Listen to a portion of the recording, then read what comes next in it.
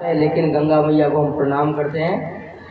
ये बेटे, गंगा मैया तुम्हारी जय हो, गंगा मैया तुम्हारी जय जय हो, गंगा मैया तुम्हारी जय। गंगा के तट पर ये व्यास पीठ लगा हुआ है और गंगा को यदि हम प्रणाम नहीं करेंगे तो गंगा का अपमान होगा।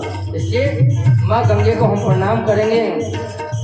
गंगा मैया तुम्हारी जय जय हो, गंगा मैया तुम्हारी जय हो, ओम विष्णुपति तुम्हारी जय हो, विष्णुपति तुम्हारी जय हो, भागीरथी तुम्हारी। दोनों हाथ उठा करके इस गंगा घाट पर अब से बैठ के नीचे गुरु के आश्रम में गुरु के सामने मेरी माँ भगवती का दरबार लगा हुआ है और इसी नीचे माँ गंगा की जब पावनी कथा आती है तो दोनों हाथ उठा करके गंगा मैया तुम्हारी जय जय हो।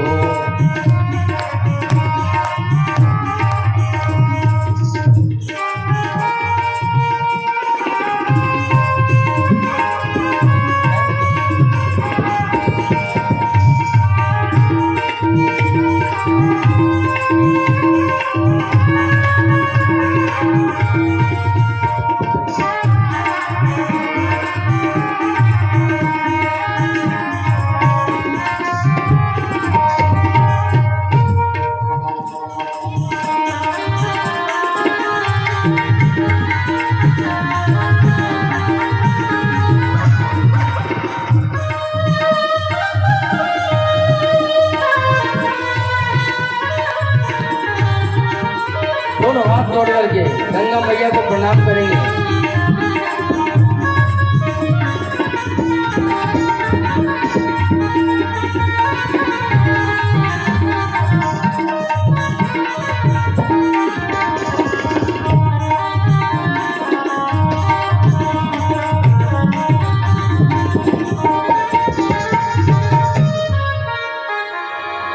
बोल गंगा मैया की जय, बोल पतित पावनी की जय।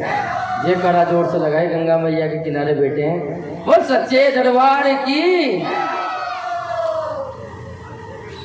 तो गंगा मैया को यह प्रणाम, क्योंकि संक्षिप्त में कथा कहते हुए सबको थोड़ा थोड़ा प्रणाम करते हुए आगे बढ़ रहे हैं। यदि विस्तार से चले तो 2 महीने में भी कथा खत्म नहीं हुई।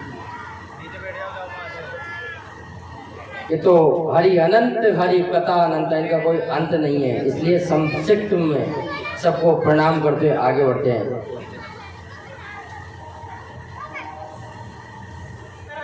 ध्यान रखना, ये जो कथा आएगी अब, ये एक पतिव्रत,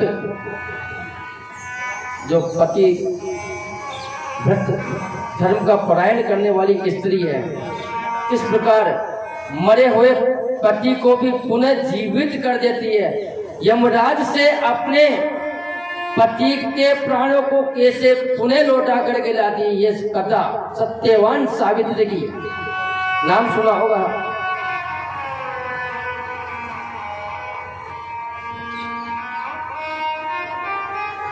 बोल सावित्री मैया की। 5 देवियों में सत्य सावित्री की भी कथा है। सावित्री की 5 देवियों में उत्पत्ति है। ये पूरी देवी भागवत 5 कन्याओं में 5 देवियों में ऊपर आश्रित है। ध्यान रखना, इस प्रसंग को थोड़ा गौर से सुनना। मेरी माँ बहनों से एक ही प्रार्थना है,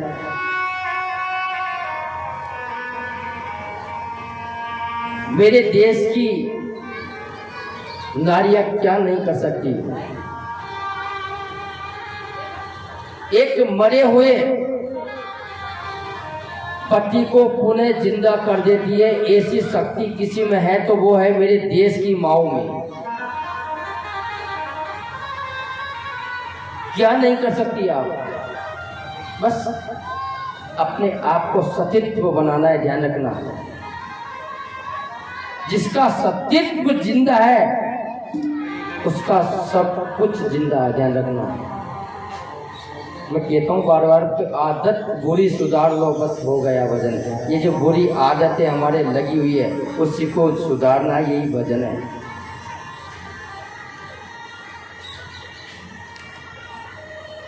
एक बार वेद व्यास जी से जाकर के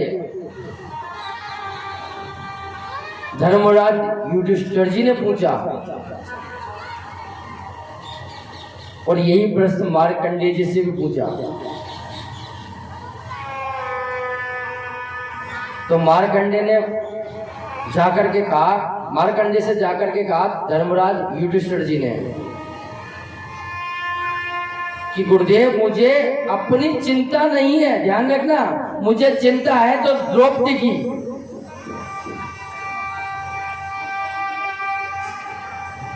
सबसे अनुरोध है कि इस कथा को थोड़ा गंभीरता से लें, क्योंकि सतीत्व नारी क्या नहीं कर सकती, सब कुछ कर सकती है।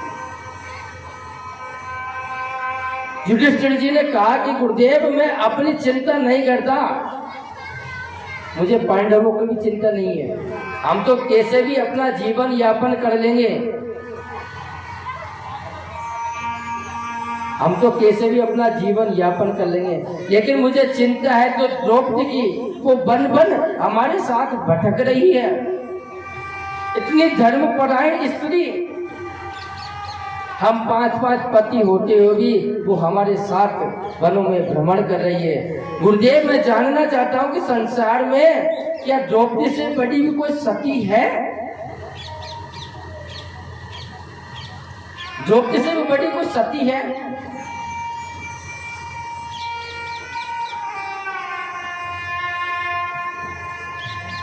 तो मार्कंडेय ने कहा कि धर्मराज हमारे भारतीय शास्त्रों में नारी का इतना ऊंचा दर्जा दिया है कि भारतीय नारी क्या नहीं कर सकती। इस संबंध में हम तुमको एक उपदेश देते हैं, एक कथा सुनाते हैं सत्यवान सावित्री की, कि मध्य देश महाराजो वनवासम प्रति मुने वीर्यां व्रतं हत्वां च मित्राणां दुःखनाशनम्। राजन मध्य देश के महाराज हुए जिनका नाम था अश्वपति,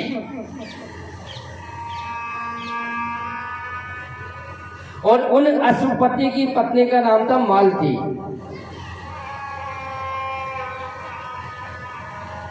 राजन अश्वपति और मालती की कोई संतान नहीं हुई, ध्यान रखना।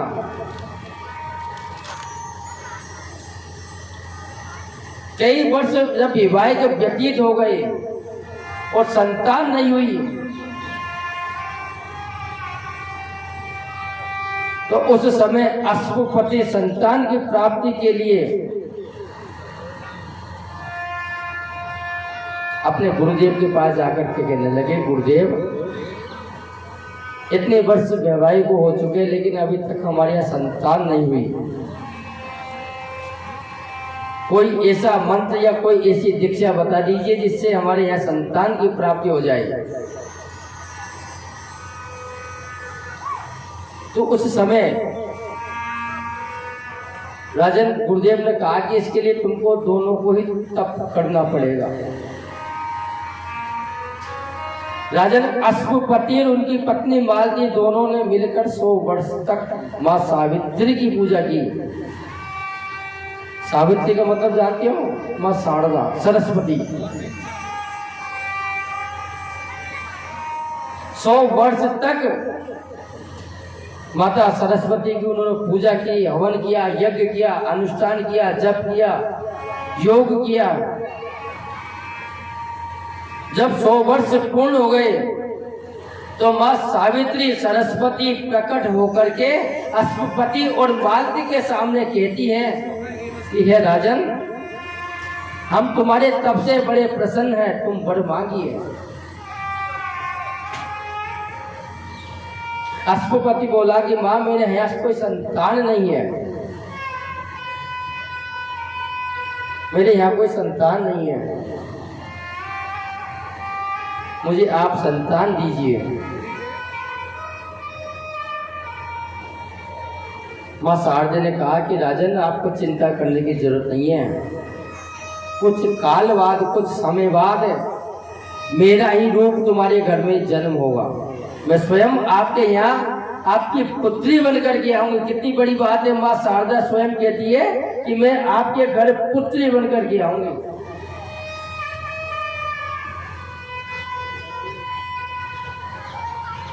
राजन माँ तथास्तु के करके अपने लोगों को चली गई। राजन कुछ समय व्यतीत हुआ और मालती के गर्भ से एक कन्या का जन्म हुआ। उस कन्या का नाम महाराज ने सावित्री ही रखा, क्योंकि उन्होंने 100 वर्ष तक उनका जाप किया सावित्री का। और सावित्री ने कहा था, माँ शारदा ने कहा था कि मैं स्वयं तुम्हारे घर में जन्म लूंगी, तो उस कन्या का नाम भी उन्होंने सावित्री रखा। राजन धीरे धीरे सावित्री बड़ी होने लगी। जब सावित्री बड़ी होने लगी तो उनके विवाह के लिए अश्वपति को बड़ी चिंता सताने लगी। हर जगह उनके लिए योग्य वर ढूंढा गया। अश्वपति जानते थे कि मेरी बेटी साक्षात जगदम्बा है, क्योंकि भजन के प्रताप से मैंने इनको पाया है।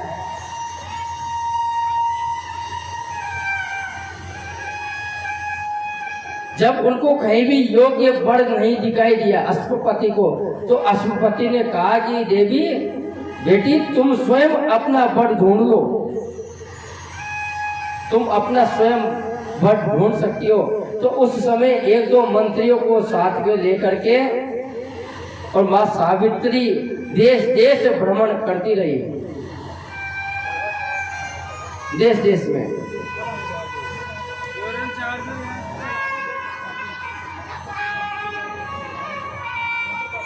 राजन जब भ्रमण करने के बाद और पुनः लौट करके देवी सावित्री अपने पिता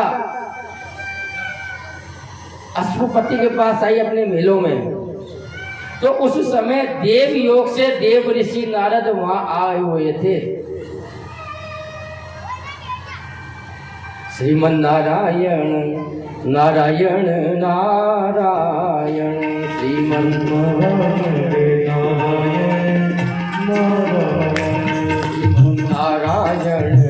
नारायण नारायण, श्रीमन नारायण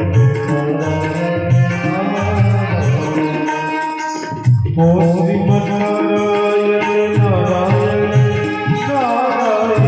श्रीमन नारायण नारायण, लक्ष्मी नारायण नारायण नारायण।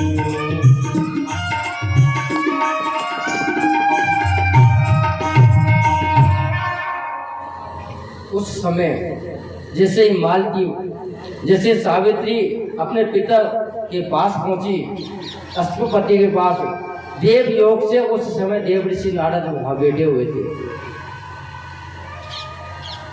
राजन उस समय अश्वपति ने अपनी बेटे सावित्री से पूछा कि बेटी तुम्हें कोई सुयोग्य वर मिला?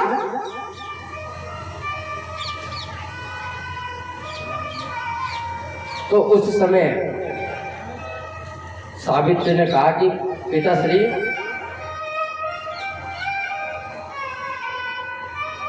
एक साल्व देश के राजा है जिनका नाम है धूम्रसेन।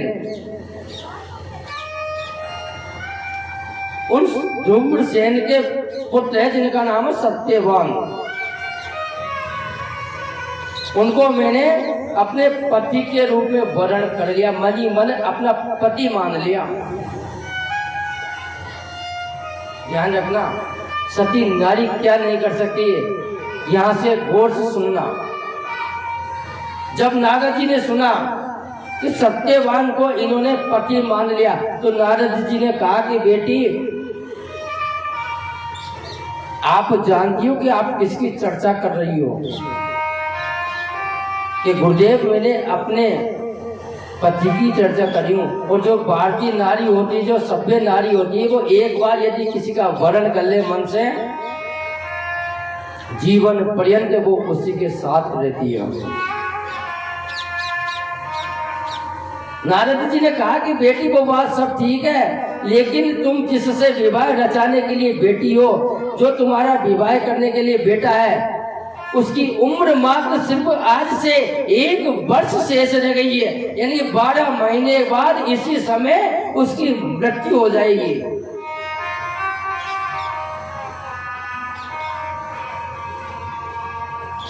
आज के 12 महीने बाद, 1 वर्ष बाद उसकी मृत्यु हो जाएगी, क्योंकि बेटी वो अल्प आयु है। और मैं देवर्षि नारद कहते हैं कि बेटी, मैं अनुरोध करता हूं तुमसे, तुम उनसे विवाह ना करो।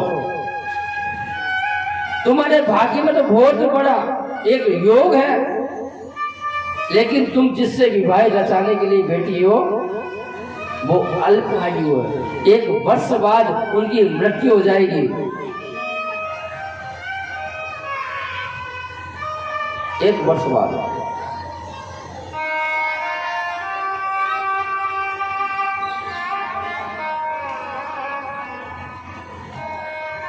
सावित्री बोली कि गुरुदेव,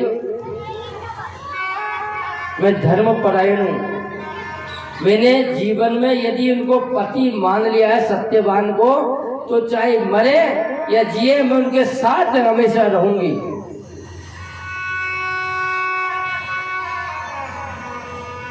राजन, सुंदर समय में सत्यवान और सावित्री का विवाह संपन्न हुआ।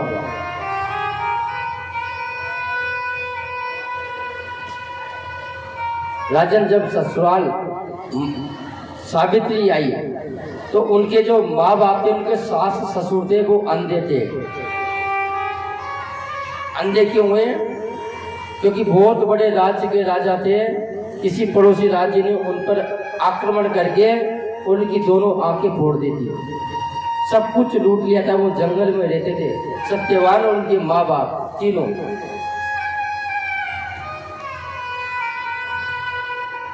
राजन, तीनों माँ बाप और सत्यवान उनकी पत्नी, तीनों चारों सुखपूर्वक रहते हुए और भजन करते हैं।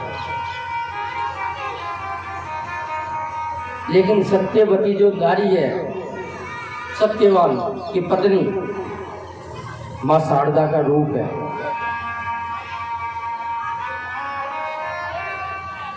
इन बच्चों को एक साइड कर दीजिए, ये डिस्टर्ब करेंगे आपकी कथा में।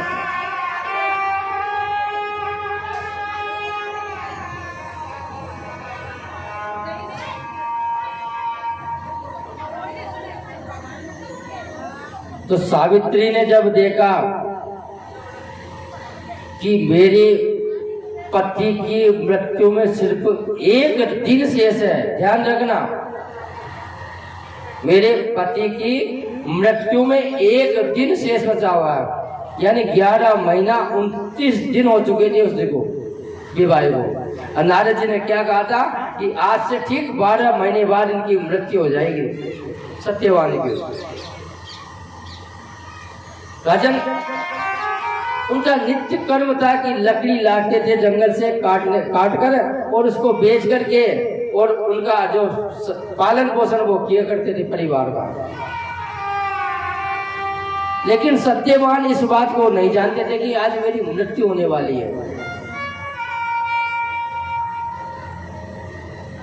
राजन, वो दिन आया कि आज मेरे पति की मृत्यु होने वाली है। उस समय सत्यवान से सावित्री ने कहा कि पतिदेव, आप लकड़ी काटने के लिए जा रहे हो, तो आज मैं भी आपके साथ चलूंगी, मैं भी आपके साथ चलूंगी। सत्यवान ने कहा कि देवी, मेरे बूढ़े माँ बाप है, आप इनकी सेवा करो। अरे मैं खुद डेली जाता हूँ, रोज जाता हूँ, मैं ही लकड़ी काट के ले आऊंगा।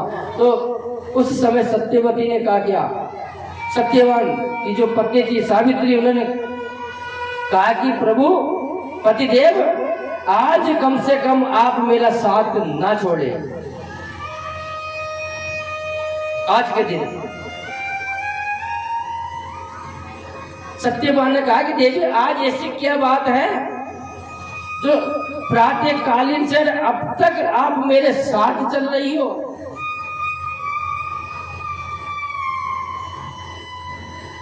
सावित्री बोली कि पतिदेव सिर्फ आज के लिए, उसके बाद आप जो कहोगे मैं आपकी आज्ञा मानूंगी। आज तो मैं कहूं जो आप मान लीजिए। सत्यवान ने कहा कि ठीक है देवी। दोनों पति पत्नी भोजन बना करके और जंगल में लकड़ी काटने के लिए गए।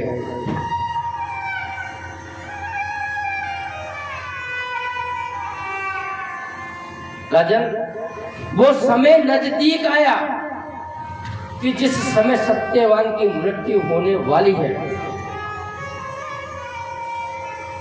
राजन, जिस पेड़ पर वो चढ़ा था लकड़ी काटने के लिए, संयोगवश वो पेड़ टूट करके और नीचे गिरा। उसमें महाराज सत्यवान बैठे हुए थे।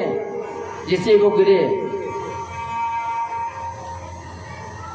सावित्री ने कहा कि पतिदेव आप सही तो हो ना? कि देवी मैं सही हूं, ऐसी कोई दिक्कत नहीं है, कि थोड़ी सी चोट है। धीरे धीरे वो समय आया तो सत्यवान कहने लगा कि देवी मेरे सिर में दर्द हो रहा है, पता नहीं मेरे अजीब अजीब घटनाएं हो रही है। तो सावित्री ने कहा कि पतिदेव आप मैं बेटी हुई हूं, आप मेरे पैर पर अपना सिर रख करके सो जाइए। सावित्री उस समय बेटी और अपने पति को, अपना पति का जो सिर था, पति से कहा कि पतिदेव मेरे जो आपका सिर है मेरे पैरों पर रखकर आप आराम से सो जाइए। राजन, देखते ही देखते उसके पति की मृत्यु हो गई, क्योंकि समय और देशकालीन परिस्थिति ऐसी हुई, क्योंकि उसके जो आयु थी वो अल्प आयु थी।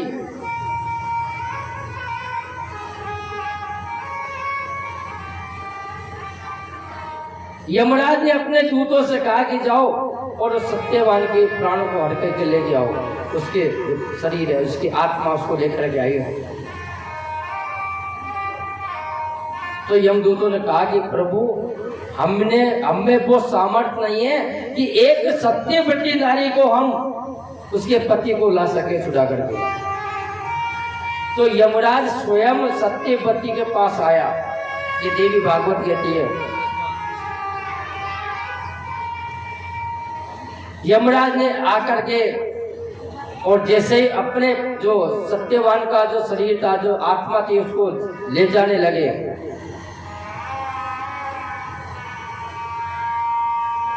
तो सावित्री बोली कि यमराज थोड़ा ठहरिए, आप जिनको लेकर के जा रहे हो, जिनकी आत्मा को लेकर के जा रहे हो, वो मेरे पति हैं, वो मेरे पति हैं। यमराज बोले कि पति है तो हम क्या करें, आपके पति की अल्प आयु थी, और जिसकी अल्प आयु होती है अंतिम समय हम स्वयं लेने आते हैं उनको, जिसको जाना है वो जाएगा।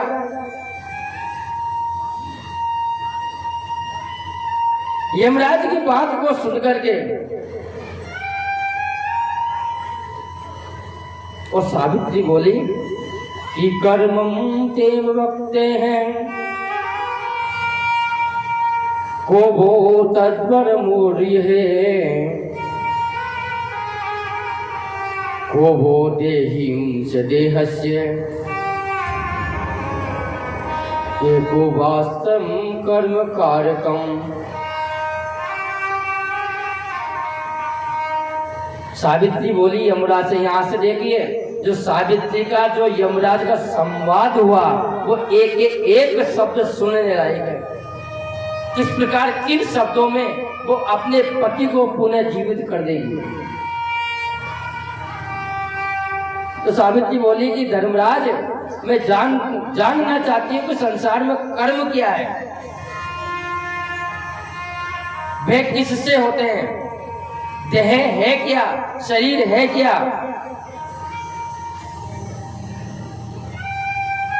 दान क्या है, बुद्धि किसे कहते हैं, इंद्रिया क्या है, आत्मा कौन है, आत्मा का शरीर किससे है, जब व्यक्ति मरता है तो वो आत्मा कहाँ जाती है। इन जब प्रश्न किए देवराज, इन सब का जब प्रश्न किए यमराज से सावित्री ने, तो यमराज बोले कि वेदो प्रणहितो धर्म कर्म यंतम तयं परम हे भोगितम कर्मम तदेव वासुम है चमो। धर्मराज बोले कि देवी, वेद में जो प्रतिपादित किया है उस पे चलना वही धर्म है। वेद ने जो लिखा है, हमारे शास्त्र क्या कहते हैं, शास्त्र के अनुसार चलना यही धर्म है। वेद में जो लिखा है, वेद के विरुद्ध जो व्यक्ति कार्य करता है, वेद के विरुद्ध जो व्यक्ति चलता है, निश्चित ही वो पाप का भागीदारी होता है।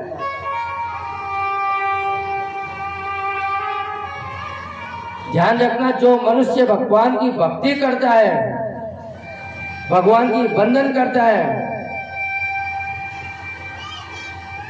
ना उसका जन्म होता ना उसकी मृत्यु होती है। जो भगवान हरि को बजई तो हरि को होई, जाते पाते पूछे ना कोई। उसकी नगर में कोई जाति है ही नहीं, कोई बिरादरी है ही नहीं। हमारे गुरु महाराज ने तो आज तक हमको ये सिखाया नहीं कि जाति क्या होती है। यहाँ तो हर वर्ण हर समाज एक जैसा है। वो तो एक ही बात कहते हैं कि एक ही धर्म रखो, वो है मानवता। मानव से बड़ा कोई धर्म है ही नहीं। और रामचरितमानस में स्पष्ट कहती है कि जाति पाति पूछे ना कोई, हरि को भजई सो हरि कोई। हरि को भजने वाला की कोई जाति होती क्या? सुचिक्षर जी की क्या जाति थी, क्या पता? रेदास किस जाति के, पता? तुलसीदास जी की कोई जाति है?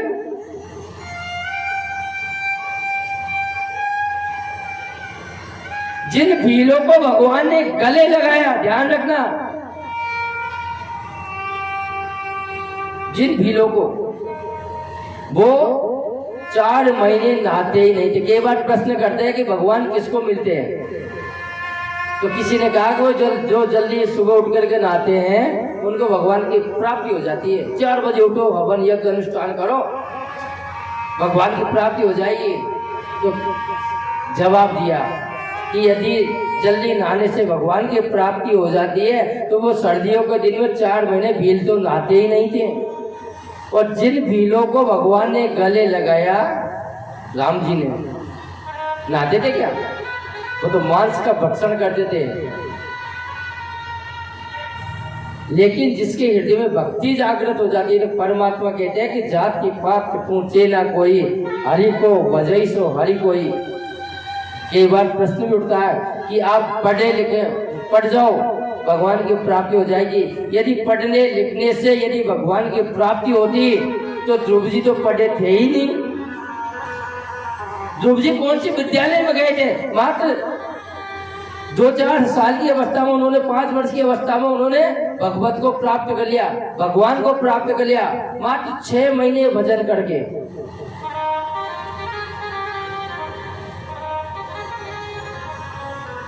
जाति से यदि भगवान मिलते हैं तो विदुर जी की तो कोई जाति ही नहीं थी, वो तो एक दासी के पुत्र थे। कोई जाति थी कि विदुर जी की?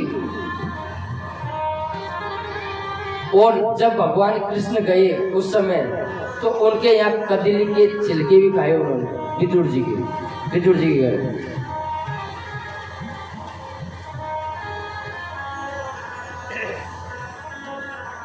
तो कहने का तात्पर्य है कि मेरे गुरु के दरबार में कोई जाति नहीं है, हमारे यहाँ तो सब एक है, एक ही धर्म, एक व्रत, एक ही धर्म है, वो है सनातन धर्म। ये जाति बिरादरी हम सबने बनाई है, ध्यान रखना। मनुष्य की कोई जाति नहीं है, जो परमात्मा को बचता है वो सबसे बड़ा सनातनी है। परमात्मा को भजने के लिए कोई जात नहीं, कोई बिराद नहीं। तो यमराज कहते हैं कि देवी, जो वेद में भगवान ने लिखा है उस पे चलना ही धर्म है कि पृथ्वी वायु आकाशो जलम तेज स्तवम स्थानी सूत्रम रूपाणी सृष्टि रूपो विशोस्तता। धर्मराज कहते हैं कि सावित्री, ये पंच तत्व को जो शरीर बना हुआ है, ये एक 5 महाभूत है जो स्वयं परमात्मा ने हम सबको प्रदान किया है, जो इंद्रियों में प्रमुख होकर ईश्वर का सुख भोगता है,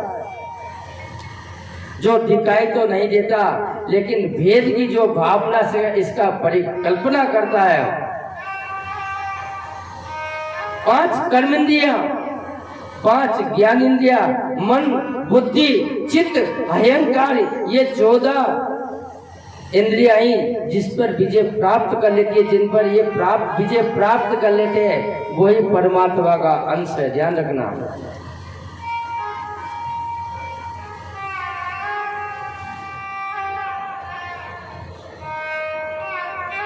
सावित्री बोली कि हे धर्मराज, मैं अभी अपने प्राणनाथ को छोड़ करके कहां जाऊं? जो मैं इस समय आपसे प्रश्न कर रही हूं, कृपया करके आप मेरा मार्गदर्शन कीजिए।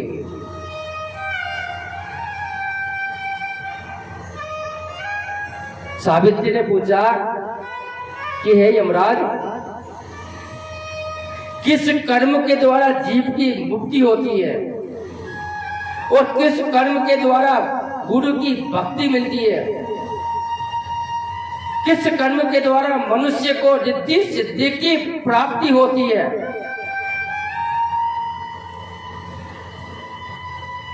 हे राजन, नरक कितने प्रकार के हैं और कौन कौन से नरक में कौन कौन सी यातनाएं दी जाती है, कृपया करके आप मुझे बताइए। धर्मराज बोले कि कन्यादानम प्रसीणानाम वत्सहेतम साधुनाम मानवाम तगम पुष्णाम ज्ञानी नाम योगम परम। धर्मराज बोले कि हे देवी, तुम्हारी उम्र सिर्फ अभी 12 वर्ष है और तुम श्रेष्ठ ऋषि मुनि देवी देवताओं की तरह बातें कर रही हो, बड़े बड़े ज्ञानियों की जैसी तुम बातें कर रही हो।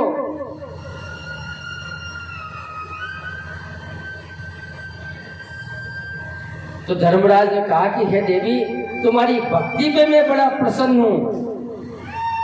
हे देवी, तुम मां आदि शक्ति के वरदान से इस जगत में सती सावित्री के नाम से जानी जाओगी, क्योंकि तुमने जो व्रत, जो अनुष्ठान किया है,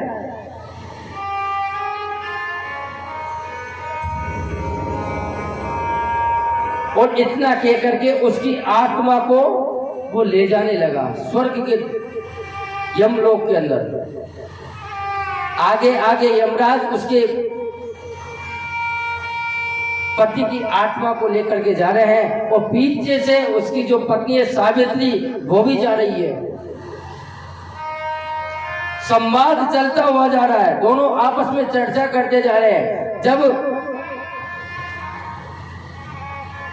यमलोक के द्वार पर महाराज यमराज सत्यवान के आत्मा को लेकर के पहुंचते हैं तो सावित्री से कहते हैं कि सावित्री अब तुम इसके अंदर प्रवेश नहीं कर सकती, क्योंकि जब तक इस लोक में तभी आएंगे जब मरेंगे।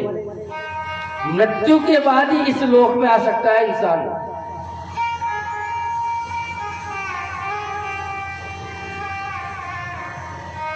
सावित्री बोली कि हे राजन आप चले जाइए, लेकिन मेरे जो पति है उसकी आत्मा को लौटा कर जाना पड़ेगा, अन्यथा मैं आपको नहीं जाने दूंगी। यदि मेरे सती व्रत धर्म में वो व्रत जो अखंड मैंने व्रत किया है, यदि उसमें गंभीरता है, उसमें ताकत है, तो आज मैं अपने पति को पुनः जीवित करके और आपसे उनके प्राण लूंगी। राजन कहीं जब चर्चा चली, यमराज का मन बड़ा प्रसन्न हुआ, तो यमराज ने कहा कि देवी मैं तुम्हें वरदान देना चाहता हूँ, लेकिन ध्यान रखना तुम्हारे पति के प्राणों के अलावा तुम कुछ भी मेरे से मांग सकती हो। ये मत मांगना कि मेरे पति के प्राण मुझे लौटा दीजिए। मैं तुम्हें वचन देता हूँ। यमराज ने कहा सावित्री से कि मैं तुम्हें वचन देता हूँ, सिवाय तुम्हारे पति के प्राणों के अलावा जो भी कुछ तुम मांगना चाहती हो वो मेरे से मांग सकती हो।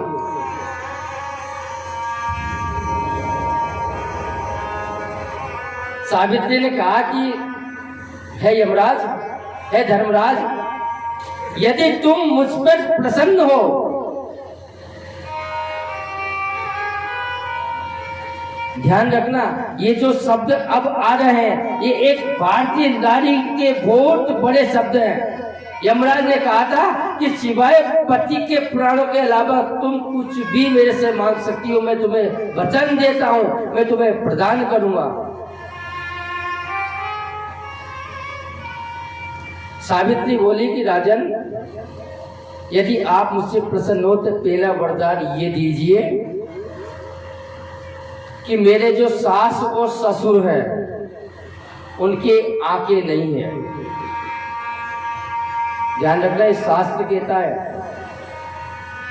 कि इस संसार में सास और ससुर से, माँ बाप से बड़ा इस संसार में कोई नहीं है। वो चाहती थी तो और कुछ भी वरदान मांग सकती थी, लेकिन अपनी प्रसन्नता न रखते उसने कहा कि मेरे पति की प्रसन्नता किसमें है? अपने जो माँ बाप है, उनके माँ बाप हैं, वो आंखें नहीं है। तो है धर्मराज मुझे वह वरदान दीजिए जिससे मेरे सास ससुर की आंखें वापस इस संसार में आ जाए, जिससे इस संसार को वो रोक भोग सके। और आंखों के साथ साथ उनका जो खोया हुआ राज्य है, जिस राजा ने उनके ऊपर आक्रमण करके सारा राज का लूट लिया था, उनकी आंखें फोड़ दी थी, तो वो आंखें उन्हें इस संसार में आ जाए और वो राज्य उन्हें वापस मिल जाए।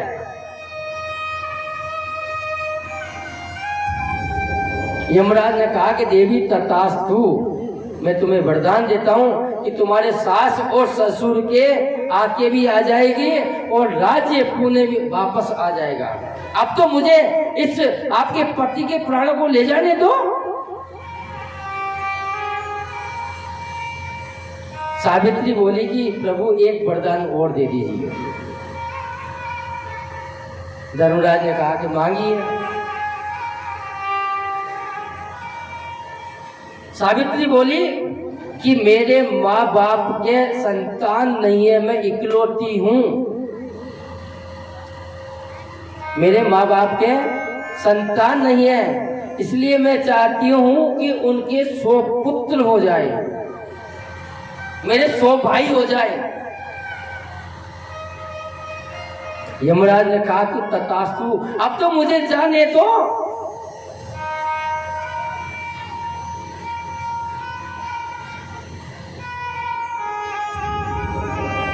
सावित्री बोली कि राजन बस एक वरदान और दे दीजिए। धर्मराज ने कहा कि तुम्हारे पति के प्राणों के अलावा तुम कुछ भी मांग सकती हो, मैं तुम्हें वचन देता हूं, वो तुम्हें मैं प्रदान करूंगा। सावित्री बोली कि सत्यवान होरसम नामम पुत्राणाम सत्कर्ममय भविष्यति महाभागो वर्धेतितम दिति सतम।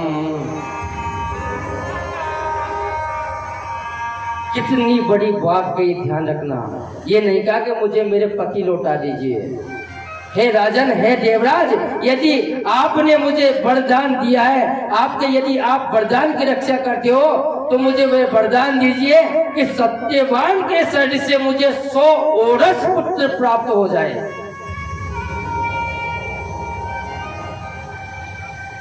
सौ ओरस पुत्र मुझे प्राप्त हो जाएगा। यमराज ने सुना तो ये नहीं तथास्तु कह दिया कि तथास्तु जाओ, तुम्हारा 100 पुत्र हो जाएंगे। देवी, अब तो मुझे आपके जो पति उनके प्राणों को ले जाने दो। सावित्री ने कहा कि राजन, आपने वरदान दिया है कि 100 ओरस पुत्र होंगे। यदि आप सत्यवान को लेकर के चले जाओगे तो मैं तो भारतीय स्वतंत्र नारी हूं, मैं भारतीय नारी हूं, धर्मपरायण हूं, मेरे 100 ओरस पुत्र कहां से होंगे?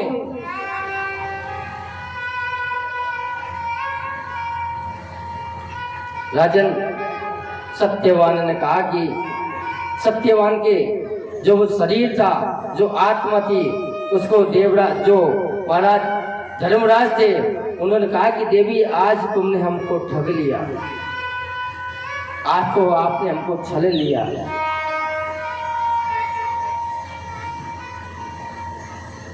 देख करके अपने पति के प्राणों को और पुनः लौट करके और सत्यवती अपने नगर में आई और आकर के अपने माता पिता के यहाँ 100 ओरस पुत्र हुए।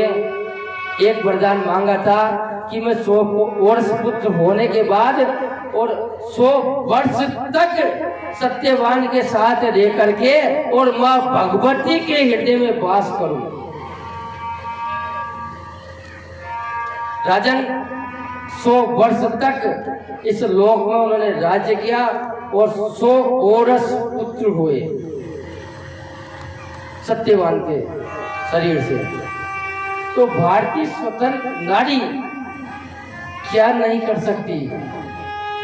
सब कुछ कर सकती है, लेकिन अपने आप को जगाना पड़ेगा।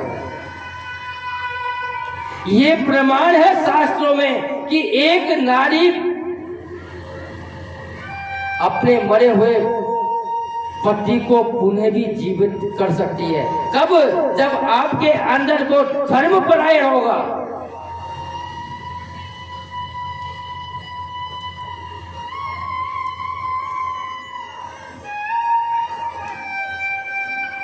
अरे आप शिक्षा लीजिए सीता के चरित्र से। जब भगवान राम, लक्ष्मण और मैया सीता वनवास में जा रहे थे तो अत्रि और अनुसैया का उनको बीच में दर्शन करने का सौभाग्य प्राप्त हुआ। तो उस समय माता सीता से अनुसैया ने पतिव्रत धर्म की जो शिक्षा दी है वो आज जगत के लिए वंदनीय है। उस पे यदि माता बहनें चले जाए तो आज भी इस संसार में राम राज्य पुनः स्थापित हो सकता है। पति की परीक्षा पत्नी की परीक्षा कब होती है कि धीरज धर्म मित्र और नारी। धीरज धर्म मित्र और नारी। आपत्काल पलटी सारी। आपत्काल पलटी प्रतिरोग बस जड़ दीना।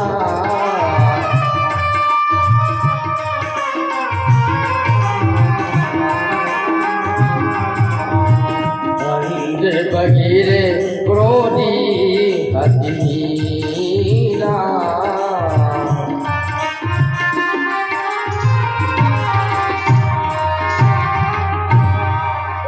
सती स्त्री होती है, ध्यान रखना। हमारे शास्त्र हमारे वेद क्या कहते हैं कि धीरज धर्म मित्र नारी इनकी परीक्षा कब होती है? जब आपत्ति का समय आ जाए, आपके ऊपर कोई बहुत बड़ा विपत्ति का पहाड़ टूट चुका है, उस समय अपने आप को धैर्य धारण कीजिए, ध्यान रखना। और जब तक आपके हृदय में धैर्य नहीं है, धीरज नहीं है, तब तक आप लुट जाओगे, अपने आप का अस्तित्व खत्म हो जाएगा। माता अनुसैया ने सीता को इतना गजब का उपदेश दिया, पूरी रामायण का ये सार तत्व है। धीरज धर्म मित्र, आपका मित्र है तो आपकी आपत्ति के समय उसकी परीक्षा ले लीजिए। धीरज धर्म मित्र और नारी। नारी क्या, जब आपके पास सब कुछ खत्म हो जाए उस समय उस नारी का भी पता चलता है, वो कितनी सतवंती है, कितनी धैर्यशील है। आपके पास पैसा तो है, सब कुछ है, तब तक तो वो आपके साथ है, लेकिन ध्यान रखना जिस दिन सब कुछ खत्म हो गया वो आपके साथ देने वाली नहीं है। इसलिए शास्त्र कहता है कि धीरज धर्म मित्र और नारी आपत्काल परखी है चारी। इन चारों की परीक्षा विपत्ति के समय में होती है।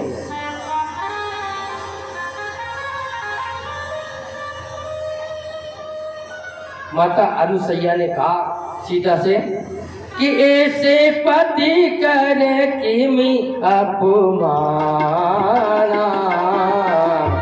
ऐसे पति करे कि अपमान। नारी पाप जब पूरे दुना। नारी पाई जब पूरे दुना। ध्यान रखना, हमारा शास्त्र क्या कहते हैं कि जो नारी अपने पति के रहते हुए अपना पति का अपमान करती है, ये गलत आचरण करती है, वो घोर नरक में कई कल्पों तक रहती है। कई कल्पों तक में घोर नरक का वास होता है, ध्यान रखना। इसलिए शास्त्रों में कहा है कि माता का बहन का सबसे बड़ा धर्म है तो वो है एक ही धर्म है एक व्रत नेमा। एक व्रत नेमा। एक धर्म एक व्रत नेमा।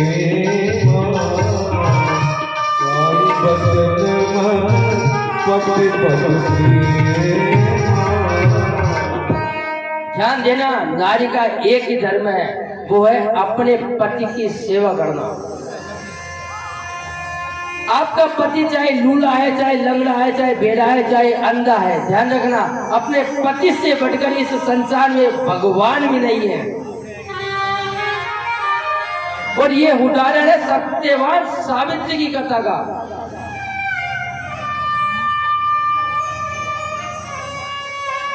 इसलिए इस संसार का सत्य है तो माँ बहन के लिए उसका पति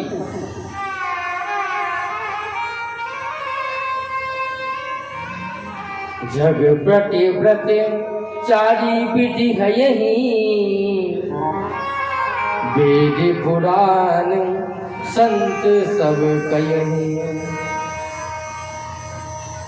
जगत में 4 प्रकार की नारी होती है, ध्यान रखना। कितने प्रकार की? 4 प्रकार की। और ये कौन कहते हैं? ये हमारे वेद, ये हमारे शास्त्र कहते हैं। 4 प्रकार की नारी कौन कौन सी हैं?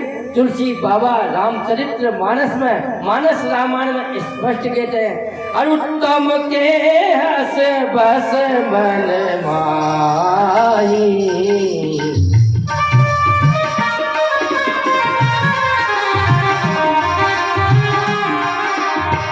सपने ने पुरुष जग माही।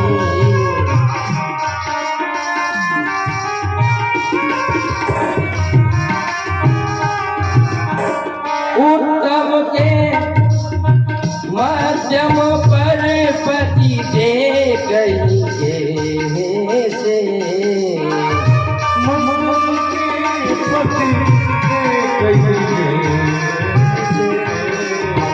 प्रातः पिता पुत्र निज जैसे,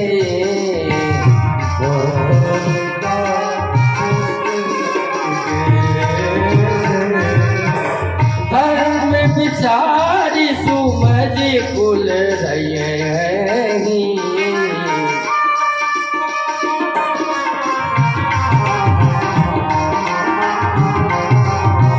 सोच ये ज्योति कस हरही। रामचरित्र मानस में बाबा तुलसीदास जी वर्णन करते हैं। शास्त्र कहता है कि जग में 4 प्रकार की नारी हैं। उत्तम श्रेणी की जो पतिव्रता स्त्री होती है, ये ध्यान रखना, उत्तम श्रेणी की नंबर 1 क्वालिटी, वो कहती है कि मेरे पुरुष के अलावा संसार में मैं अन्य किसी पुरुष को जानती तक नहीं, कभी देखा ही नहीं पुरुष क्या होते हैं। उत्तम कोटि की। आप अपने आप पर कल्पना करके देखिए, गलत मत मानिए। ये वेद हमारे पुराण हमारे चर्चा कर रहे हैं कि आप अपना लेवल स्वयं देखिए, अपन किस लेवल की। 4 प्रकार की नारी हैं, अपना लेवल स्वयं देखिए, हम किस जगह हैं। तो उत्तम प्रकार की जो नारी है वो कहती है कि मेरे जीवन पर्यंत पर पुरुष का कभी दर्शन किया ही नहीं।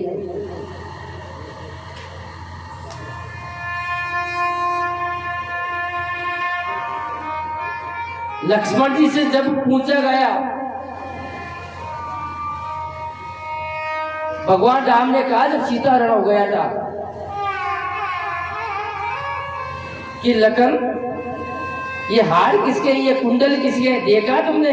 तो लक्ष्मण ने कहा कि ना हम जाना नहीं केनो यूने, ना हम जाना नहीं कुंडले, हे प्रभु ना हम हार जानते हैं, ना ये कुंडल किसके ये जानते हैं। मैं तो एक बात जानता हूँ कि माँ की जो पाई जेब है, इसको देख करके मैं कह सकता हूँ कि ये माँ की है, क्योंकि नित्य मेरा एक जो माँ के पद चिन्हों, माँ के पद के जो सेवा मुझे मिली है, इसको देख करके मैं कह सकता हूँ कि निश्चित ये माँ की आभूषण है। तो प्रथम उत्तम कोटि की जो महिला है वो कहती है कि मैं पुरुष को संसार में जानती तक नहीं है, देखा ही नहीं संसार में पुरुष क्या होते हैं मेरे पति के अलावा। मध्यम परे पति दे कहीं से, जो दूसरी क्वालिटी की होती है, ध्यान रखना, दूसरे स्वभाव की, वो कहती है कि जो मध्यम गति की होती है वो पर पुरुष को कैसे देखें। भ्राता पिता पुत्र निज जैसे, संसार में यदि दूसरे पुरुष को देखना है तो अपने से जो बड़ा पुरुष है उसको पिता तुल्य मानिए।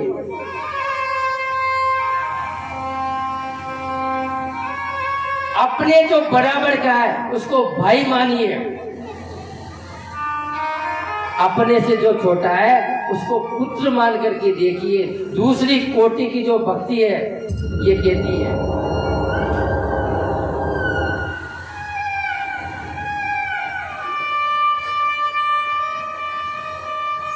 तीसरी कोटि की कहती है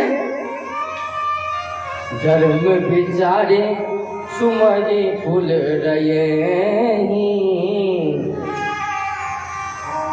तीसरी प्रकार की स्त्री वह है तो धर्म को विचार करके अपने कुल खानदान की मर्यादाओं को बनाए रखती है। अपने कुल की परंपराएं को बनाए रखना ये तीसरी प्रकार की संसार में नारी है। और चौथे प्रकार की नारी के लिए स्पष्ट कहा है बिनु अवसर बहे दे रही जोरी।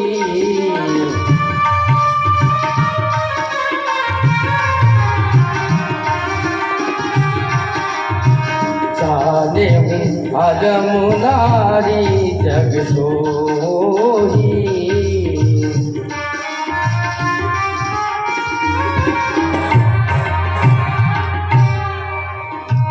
प्रतिबंधक पर हर के रही।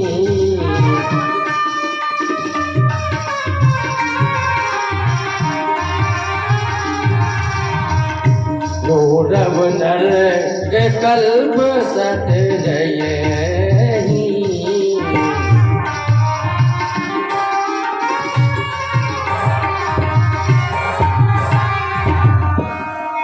चौथी प्रकार की जो नारी है ध्यान रखना वो कैसी है। जो स्त्री भय बस अपने आप को प्रतिव्रता बनाए रखती है। भय के कारण कि मेरे पति कोई देख ले ले, कोई बात ना कह दे, अपने आप को बार बार सोचेगी संभालेगी। लेकिन उसकी मन की गति वो जानती कि मेरा किस रूप में इस संसार में रह रही हूँ। ध्यान रखना है। ऐसी माँ बहन से मेरा अनुरोध है कि यदि कहने की जरूरत नहीं है, अपने आप को समझ चुके हैं जो भी हो, क्योंकि यूट्यूब पे लाइव भी चल रही है। इसमें लगभग 100 लोग डायरेक्ट देख रहे हैं अभी, क्योंकि पूरा कमेंट यहाँ से दिखाई देता है। मेरा चैनल पे लाइव पे चलती है कथा। यूट्यूब चैनल है मेरा खुद का, उस पर आप सर्च करके देखिए मेरे नाम पे और आपको पूरी कथा उसमें मिल जाएगी। फेसबुक पर भी आपको पूरी कथा अपलोड मिलेगी। तो जो पांडाल में बैठी हुई है वो तो सत्यव्रती है ही सही है। तो इतना विश्वास है मुझे, इतना विश्वास है। क्यों? क्योंकि जो माँ भवानी की पांडाल में आकर के बैठ गई है वो माँ कभी कुलक्षणा हो ही नहीं सकती। ये मेरी माँ, ये गुरु महाराज का आदेश है। लेकिन जो भी चैनल के माध्यम से सुन रहे हैं और जो भी इस बात को सुने और आपस में सुनाए, तो चौथी प्रकार की नारी है जो इसकी अपने आप को प्रति की वैसे अपने आप को सत्यव्रती मान करके देती है, अपने पति को धोखा देती है या पर पुरुष से संबंध रखती है, तो ऐसे पति के लिए रोरव नरक कल्प ही बरही। अनेक कल्पों तक वो रोरव नरक में पड़ी रहती है। ध्यान रखना। जो अपने पति से बच करके पर पुरुष के साथ वो समय बिताती। ध्यान रखना। रामचरितमानस तो इतना कहती है, अप्रतिकूल जन्म है जही जाही।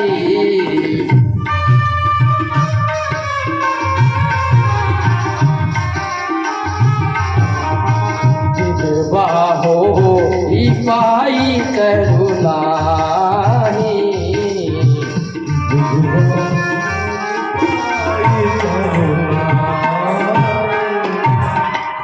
ध्यान रखना, हमारे वेद हमारे शास्त्र क्या कहते हैं कि जो स्त्री बहुत बड़ी बात रामचरितमानस कह रही है कि जो स्त्री अपने पति के जीवित होते हुए यदि दूसरे पति के साथ संबंध रखती है, वो अगले जन्म में बड़ी जवानी में विधवा होकर के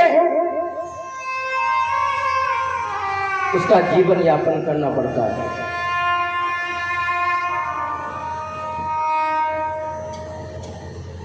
कितनी बड़ी बात कही है रामचरितमानस। ये मानस की चौपाइयां चल रही, जो ये देवी भागवत का प्रसंग नहीं है, ध्यान रखना। देवी भागवत का प्रसंग होता तो चौपाई नहीं श्लोक आते, लेकिन कुछ उपदेश ऐसे हैं कि सब ग्रंथों से मिला जुलाकर इस कथा को आगे बढ़ाया जाता है। प्रतिकूल जन्म जही जाई, विधवा होई पाई डरुलाई। जो स्त्री अपने पति के जीवित होते है दूसरे पति के साथ संबंध रखती है, ऐसी पत्नी अगले जन्म में जवानी में विधवा हो जाती है। इसलिए शास्त्र कहता है कि नारी को कैसे भी करके अपने आप अपने मन को अपने पति में बनाए रखना चाहिए।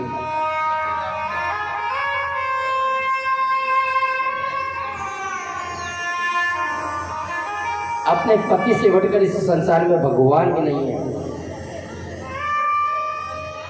जग में चार प्रतिव्रत नारी,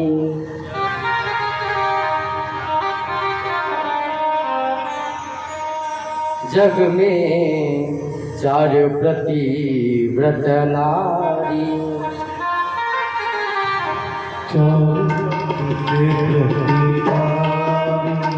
जग में चार प्रतिव्रत नारी, जग में चार प्रतिव्रत नारी।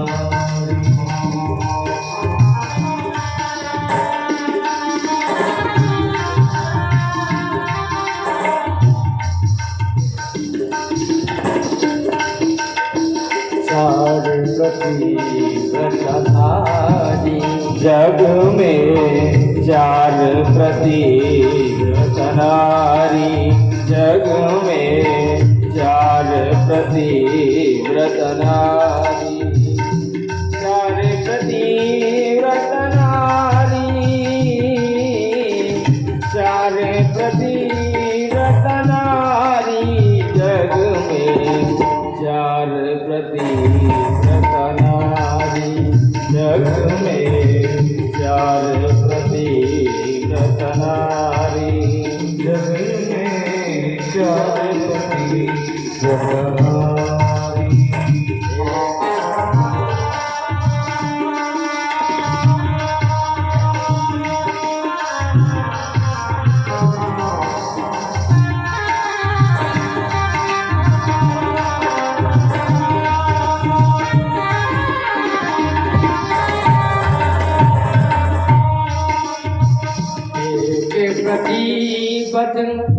ऐसी है भारी, एक प्रतिव्रत ऐसी है भारी, सोहे पेड़ पसारी, ओ सोहे पेड़ पसारी, उल्टे पति पे हुक्म चला है, उल्टे पति पे हुक्म चला है, गिन गिन देती गाली, जग में चार प्रतिव्रत नारी, जग में चार प्रतिव्रत नारी। ध्यान रखना, संसार में चार प्रकार की स्त्रियां हैं। एक प्रतिव्रत ऐसी है भाई, आराम से पेट पसार कर सोती है और अपने पति से हुक्म चलाए, हुक्म भी चलाए, देते गिन गिन गाली। एक पहली प्रकार की नारी है, अपने पति पर हुक्म चलाए। जग में चार प्रतिव्रत नारी, जग में चार पति व्रत नारी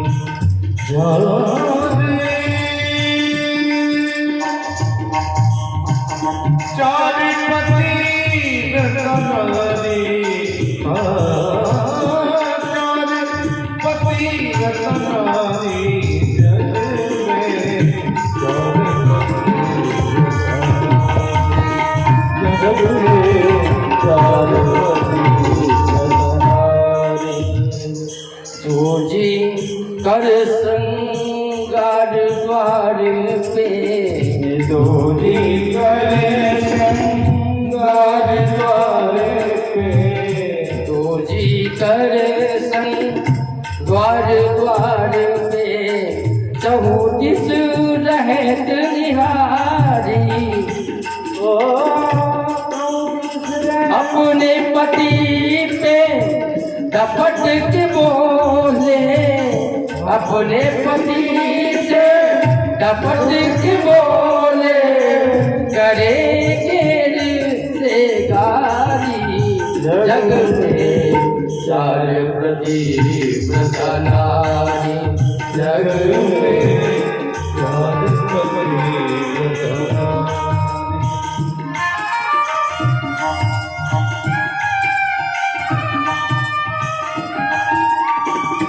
दूसरी पत्नी व्रत कैसी है ध्यान रखना।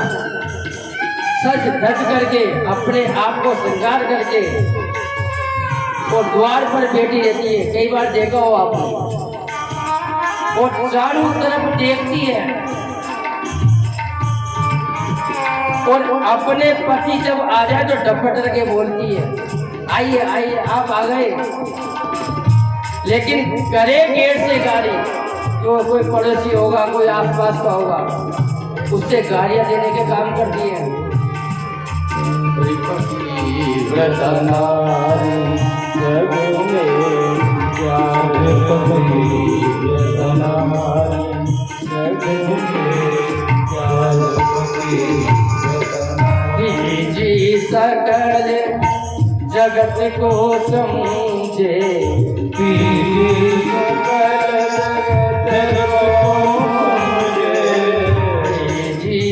सकल जगत को समझे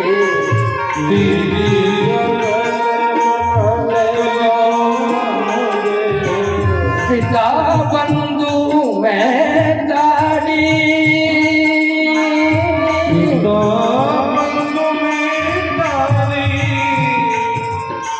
प्रेम करे बस एक प्रति से प्रेम करे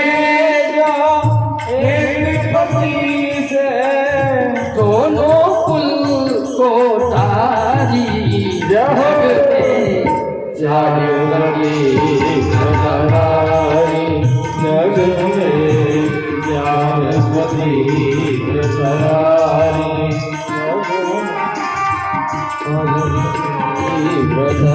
ध्यान रखना। तीसरी जगत में अपने आप को कैसे मानती है? जितने भी संसार में बड़े आदमी हैं वो पिता के तुल्य, अपने बराबर को भाई के तुल्य, छोटे को पुत्र के समान। छोटी माने पति परमेश्वर, छोटी माने पति परमेश्वर, लुल्ला लगड़ा कोडी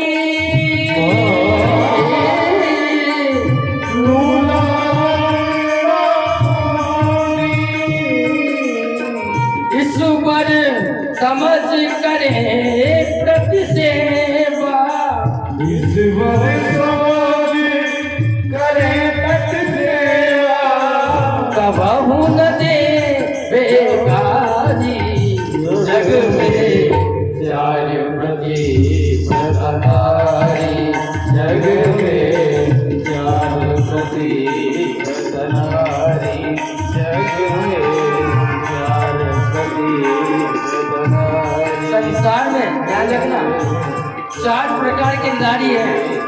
और ये 4 प्रकार के नारी को उपदेश सिर्फ नारियों के लिए नहीं है। शास्त्र कहता है, शास्त्र कहता है कि सती व्रत परायण स्त्री ऐसे ही नहीं बन जाती है, उसके लिए भी पति को बहुत तप करना पड़ता है। ध्यान रखना, 4 उपदेश माताओं के लिए तो 1 उपदेश पुरुषों के लिए भी दिया।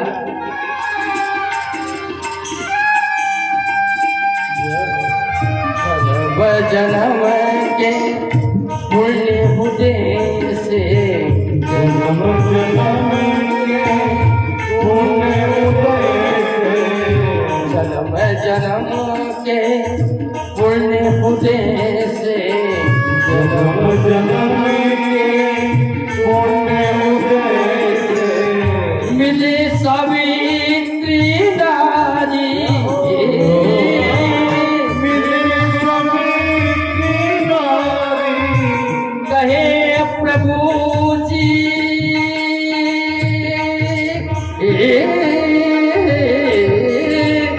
कहे गुरु जी,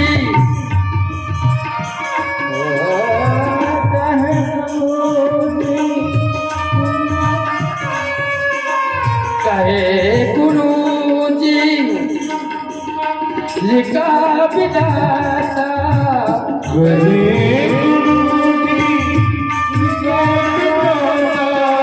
ओ ही गति तुम्हारी, जग में 4 पति प्रधानारी, जग में 4 पति प्रधानारी। नारी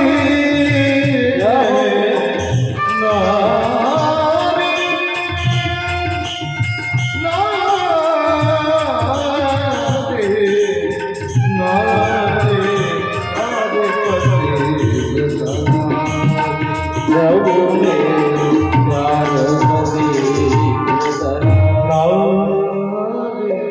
वो सच्चे दरबार की जय। तो गुरुदेव ने बहुत ही अच्छा उपदेश नारी धर्म के लिए दिया, इसलिए सब माता बहनों से हाथ जोड़ करके निवेदन है कि अपने आप को सिर्फ एक पति के अधीन रखें और जो आपसे बड़े हैं उनको पिता तुल्य का दर्जा दें, आपके जो बराबर है उसको भाई के समान समझे और आपसे छोटे हैं उनको पुत्र के समान समझे, तब इस संसार में पुनः राज्य राम की स्थापना होगी। स्त्रियों के लिए उपदेश दिया, लेकिन गुरु जी कहते हैं कि जन्म जन्म के भाग्य उदय से मिले सावित्री नारी। आपका करोड़ों जन्मों का जब पुण्य फल उदित होगा तब जाकर को आपको सतवंती नारी भी मिलेगी। ध्यान रखना, सतवंती नारी ऐसे नहीं मिल जाती, उसके लिए भी आपका भाग्य होना जरूरी है। इसलिए अपने आप को अपने पति से बनाए रखें। इस प्यार से मेरा यही अनुरोध है, क्योंकि शास्त्र कहता है पुरुष को कभी भी एकांत में किसी भी महिला माँ बहन के साथ एकांत में नहीं रहना चाहिए, शास्त्र कहता है। आपने भागवत देखी होगी, भागवत सुनी होगी, भागवत पढ़ी होगी। भागवत के 9वें स्कंद के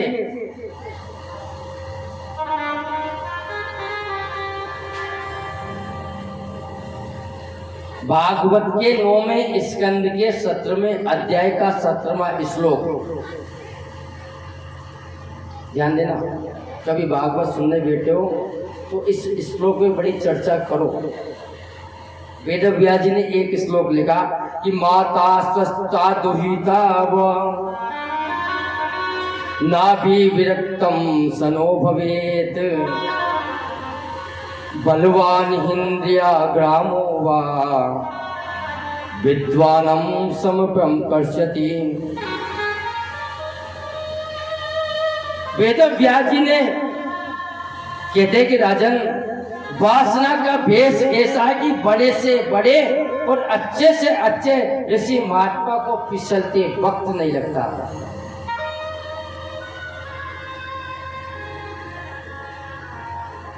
जब काम वासना जागृत होती है तो अच्छे अच्छे विद्वान फेल हो जाते हैं।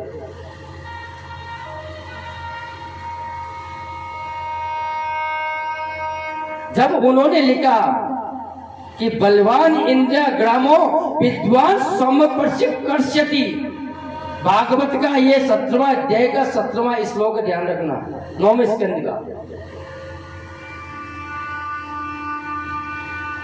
महात्मा जैमिनी उस समय आए। जैमिनी ने आकर कहा कि व्यास जी से कि गुरुदेव, आपने जो श्लोक लिखा है बहुत गलत है, इसका विरोध करता हूं मैं। देखिए, भागवत के श्लोक का भी विरोध किया महात्मा जैमिनी ने। व्यास जी ने कहा भाई इसमें गलत क्या है बताओ, इसमें गलत क्या है? तो जैमिनी बोले कि बलवान इंद्रियो ग्रामो विद्वानम समकर्षति। आपने लिखा कि अच्छे से अच्छे विद्वान फेल हो जाते कब? जब एकांत में किसी महिला या किसी बहन बेटी के साथ कोई पुरुष बैठता है, ध्यान रखना। इसलिए शास्त्र कहता है कि एकांत में कभी भी माता बहन के साथ किसी पुरुष को नहीं बैठना चाहिए, ये विद्वान को नहीं बैठना चाहिए।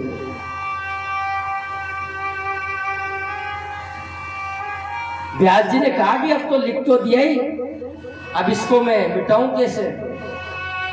लेकिन समय आने पर मैं इसका उत्तर तुम्हें जरूर दूंगा, ध्यान रखना।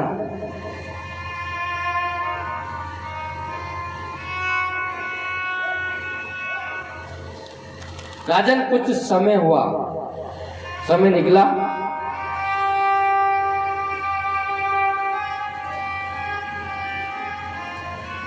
जैमिनी ने कहा कि गुरुदेव, जब रक्षक ही भक्षक हो जाएंगे, ध्यान रखना, जिसके ऊपर आप इतना विश्वास करते हो वो यदि भक्षक हो गया तो इस सनातन धर्म का क्या होगा? रक्षक यदि भक्षक बन गए, ये सनातन धर्म हमारा जीते जीत खत्म हो जाएगा। व्यास जी ने कहा कि मैं समय आने पर इसका तुम्हें उत्तर जरूर दूंगा। राजन, एक समय की बात है कि महाराज जैमिनी शाम के वक्त अपने आश्रम के बाहर बैठे हुए थे। आश्रम के बाहर शाम का वक्त का, संध्या का वक्त का, उस समय थोड़ी थोड़ी बारिश होने लगी, हवा चलने लगी। जब बरसात आने लगी, हवा चलने लगी, तो उस समय एक कन्या उनको दिखाई दी आश्रम के बाहर। ये उनका उत्तर है, ध्यान रखना, गौर से सुनना। हमारे वेद शास्त्र हमारे क्या कहते हैं। महाराज जैमिनी अपने आश्रम के खड़े उठे तो उन्होंने एक सुंदर कन्या को देखा। उस समय बारिश बहुत हो रही थी तो कन्या भीग चुकी थी बिल्कुल। जब वो भीग चुकी थी तो उनके जो कपड़े थे जो उनके शरीर से चिपक रहे थे, तो उनकी सौंदर्यता को वो और बढ़ा रहे थे।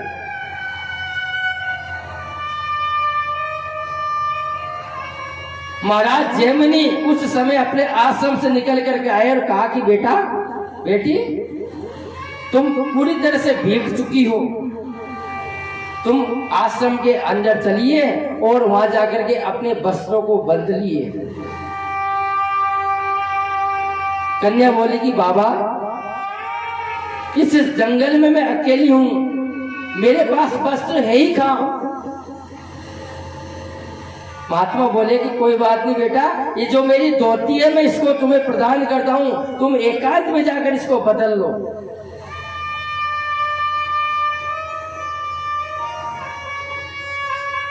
राजन, जब उन्होंने जब वस्त्र बदले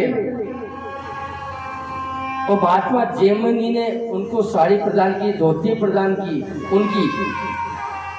तो इस दृश्य को देख करके महाराज जैमिनी फेल हो गए। ध्यान रखना, इतने बड़े शास्त्र के व्याख्या जिन्होंने वेद व्यास जी के मंत्र को झूठा करने के लिए कहा कि आपने ये श्लोक गलत लिखा।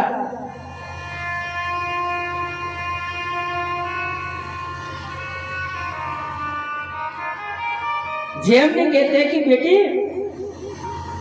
है देवी, बेटे के पास शब्द देवी, अभी तक तो शब्द चल रहे थे बेटा बेटी, लेकिन जैसे ही वो कामासक्त हुए, मन में काम प्रवेश किया, जैमिनी कहते हैं कि देवी आप मेरा वरण कर लीजिए, मैं तुमसे विवाह करना चाहता हूं।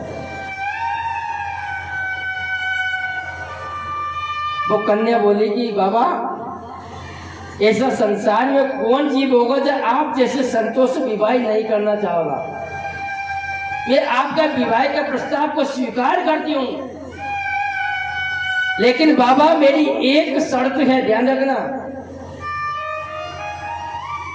कहा कि भाई तुम्हारी शर्त क्या है?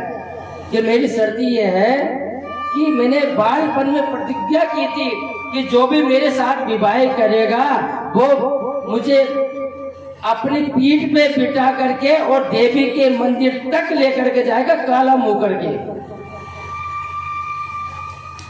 अपने मुंह को काला करेगा, और जैसे गाय बछड़ा बनता है ऐसे बछड़ा बन करके मुझे अपनी पीठ पे बिठा करके और देवी के मंदिर में जा करके मेरे साथ पानी ग्रहण संस्कार करे, तब जा करके उससे साथ में विवाह करूंगी।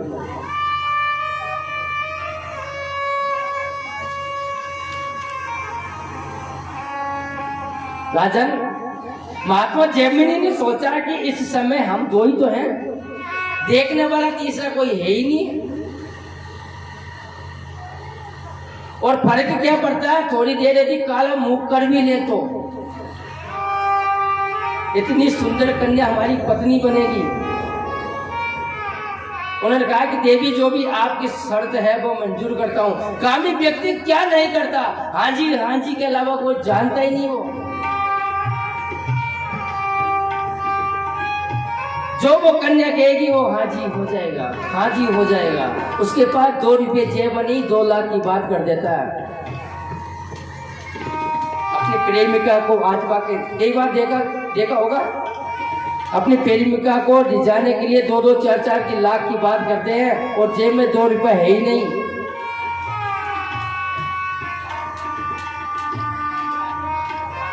महात्मा जैमिनी ने सोचा कि फर्क क्या पड़ता है, थोड़ी देर तो मुंह काला करना, लेकिन कई कल्पों तक मैं भोग तो भोगूंगा इस सुंदर कन्या के साथ।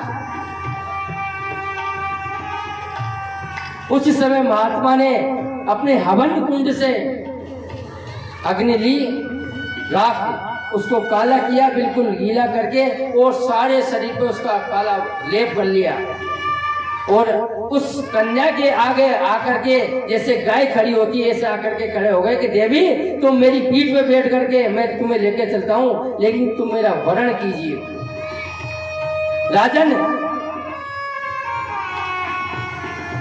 महात्मा जैमिनी उस समय गाय की तरह बैठ गए और वो सुंदर कन्या उन पर बैठ करके चलने लगी देवी के मंदिर तक। और जैसे ही मंदिर का दरवाजा खोला, दरवाजा खोलते स्वयं वेदव्यास जी वहां बैठे हुए थे।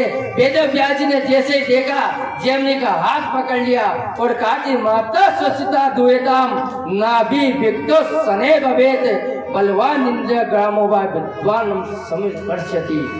बताओ चेले, ये श्लोक जो मैंने लिखा वो गलत है या सही है? उसी समय उनको बहुत शर्मिंदगी महसूस हुई और कहा कि गुरुदेव जो वेद ने लिख दिया, जो आपने लिख दिया वो ही सत्य है, इससे बड़ा कोई संसार का सत्य है ही नहीं है। जो शास्त्रों में जो कहा है उससे बड़ा कोई सत्य है ही नहीं। उसी समय उसको पश्चाताप हुआ और कहा कि गुरुदेव जीवन पर्यंत की बड़ी साधना चली जाती यदि आज आप नहीं होते तो। आइए एक बार माँ के चरणों में बैठ करके अर्जी लगाते हैं। और सच्चे दरबार की जय।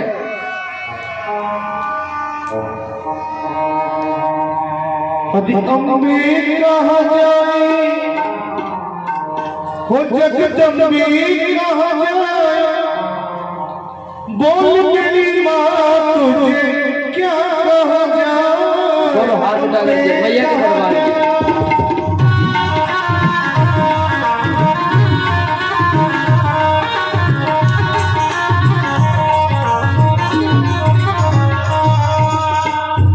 दरबार में जगदम्बे कहा जाए, बोल मेरी माँ तुझे क्या कहा जाए, बोल मेरी माँ तुझे क्या कहा जाए, बोल मेरी माँ तुझे क्या कहा जाए।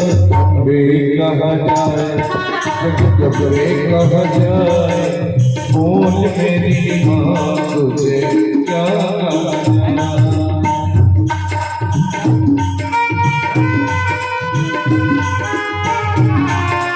जय हो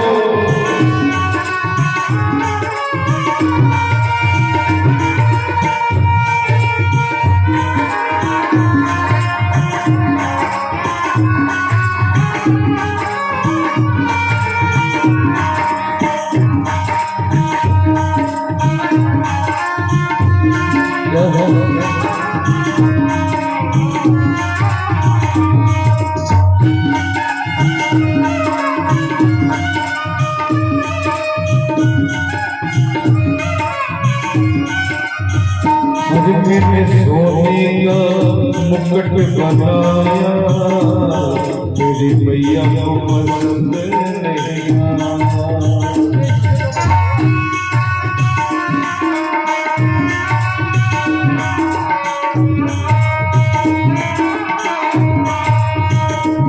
मैंने सोने का मुकुट बनाया, मेरी मैया को पसंद नहीं आया।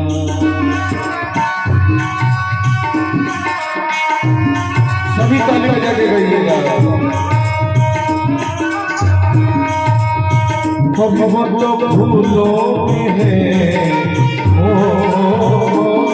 फूलों में है, उनको फूलों का गजरा पसंद आया। अम्बे कहा जाए, जगदम्बे कहा जाए, बोल मेरी माँ तुझे क्या कहा जाए।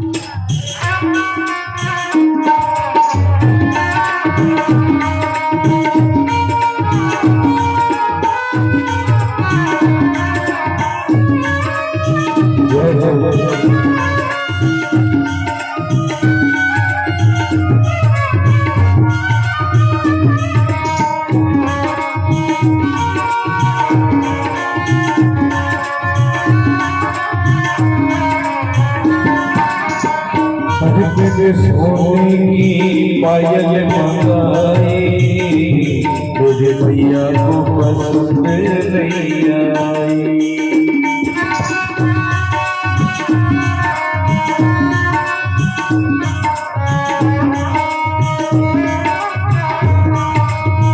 गोविंद ने सोने की पायल मंगाई, रोज भैया को पसंद आई।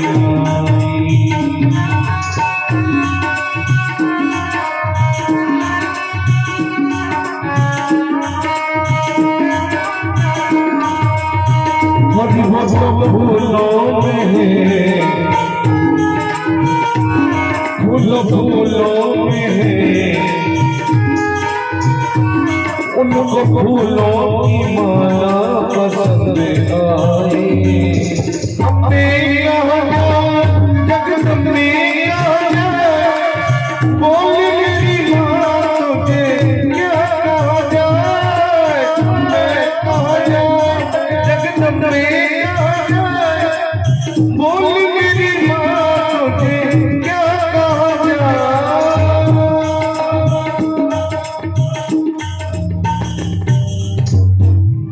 बोल सच्चे दरबार की।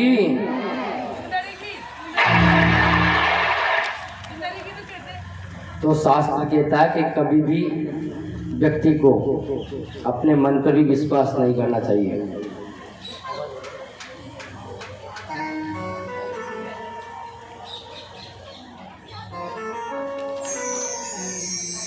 कि रात गवाही सोही के और दिवस गवायो खाए, हीरा साजन ये कोड़ी न बदला जाए।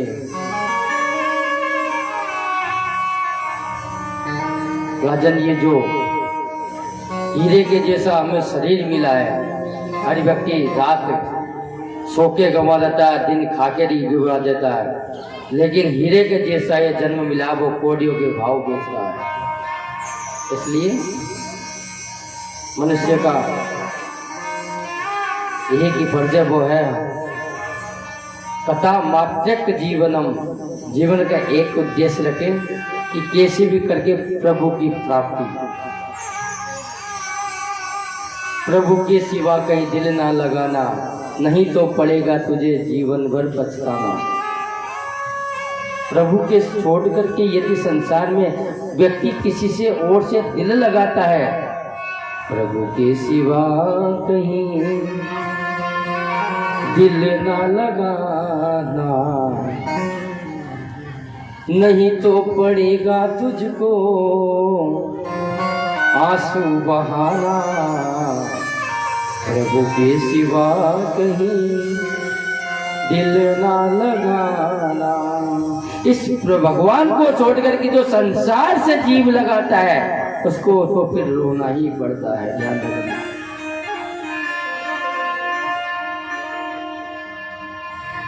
आइए अब माँ भगवती तुलसी के विवाह की हम और आगे बढ़ते हैं। आज तुलसी का विवाह है, संयोग बस देखिए।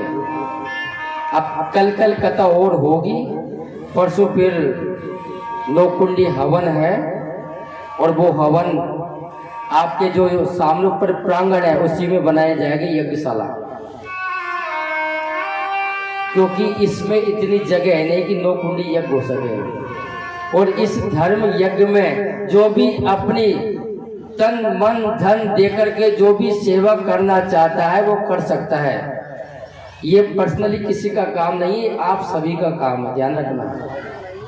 जो अन्नदान, जो धनदान, जो श्रमदान, जो अपनी सेवा देना चाहे वो दे सकता है। इसमें सब आपके लिए खुला दरबार है। 1 रुपये से लेकर के जो भी आपकी यथाशक्ति है वो आप दान पात्र सामने रखा है। कोई अन्न दान देना चाहे तो अन्न दान दे सकते हैं। हमारे सोलंकी जी यहाँ हमेशा बैठे रहते हैं, तो आप उनसे भी चर्चा कर सकते हैं।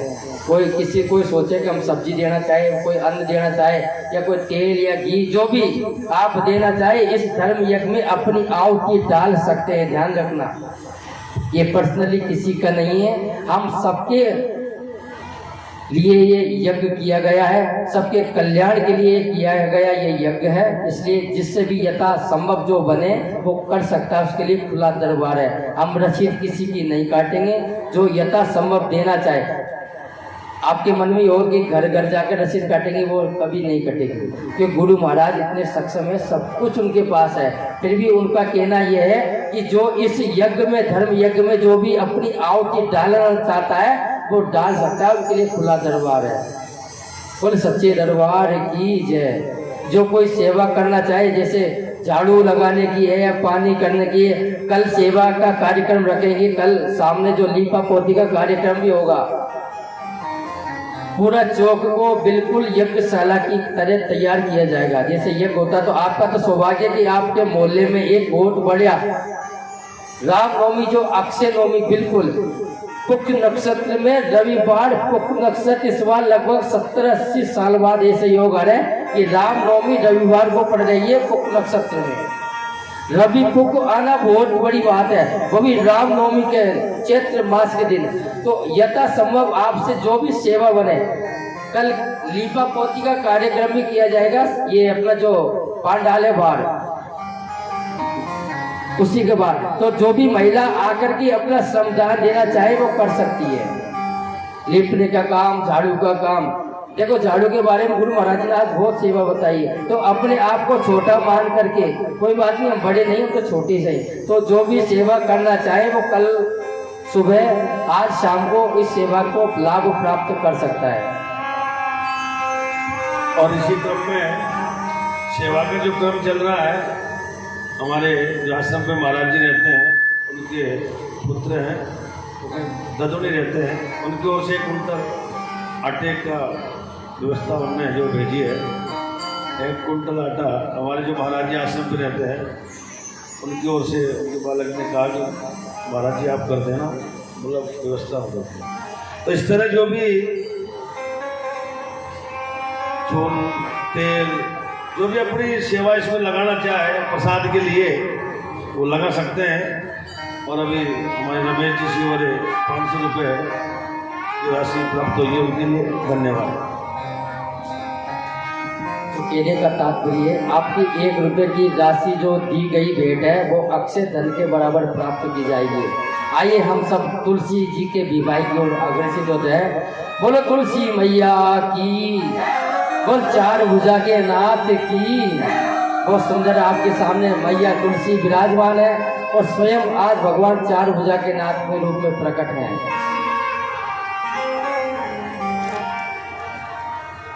आइए तुलसी के चरित्र में हम प्रवेश करते हैं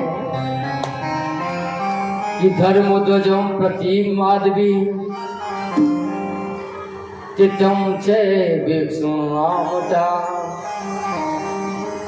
गबेड़म साध्यरो राणाम रमेशे गंधमाधवा। राजन धर्मध्वज की एक पत्नी थी जिनका नाम था माधवी। आप तुलसी के चरित्र में अब प्रवेश कर चुके हैं। आज जिनका विवाह उत्सव भी मनाया जाएगा, उससे पूर्व उनके जो चरित्र है उसकी ओर हम अग्रसित होते हैं। तो महाराज धर्मध्वज की जो पत्नी थी उनका नाम था माधवी। राजन इन्होंने गंधमादन पर्वत पर जाकर के कई वर्षों तक भोगों में ये लिप्त रहे, भजन नहीं किए, भोगों में लिप्त रहे। कुछ समय बाद उनको ज्ञान आया कि मनुष्य जन्म बड़ा दुर्लभ है, तो क्यों ना इसको भोगों से निकाल करके योग की ओर अग्रसित हो जाए। राजन समय परिवर्तन हुआ और वो धर्मध्वज राजा थे, वो भोग को छोड़ करके और योग की ओर अग्रसित हो गए।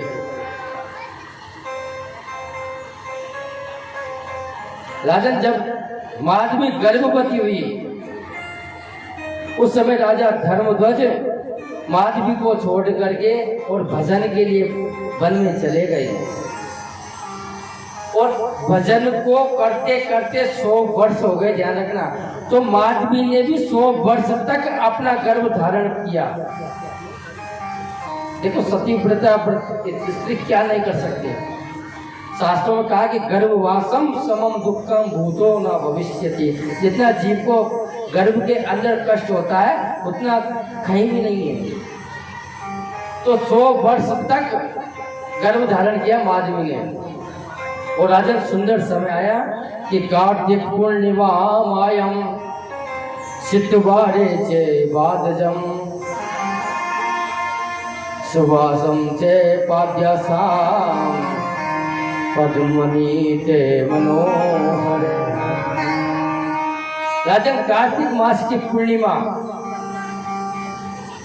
को उस पद्म तुल्य कन्या माधवी के गर्भ से एक सुंदर कन्या का जन्म हुआ जिनका राजन नाम रखा तुलसी।